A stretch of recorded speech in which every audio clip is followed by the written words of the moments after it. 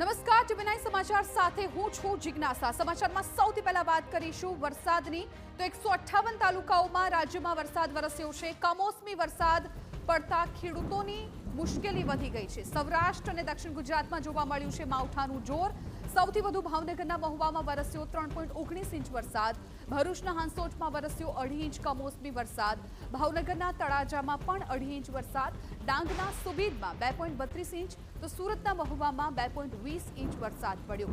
રાજ્યના 17 તાલુકાઓમાં 1 ઇંચથી વધારે વરસાદ પડ્યો છે।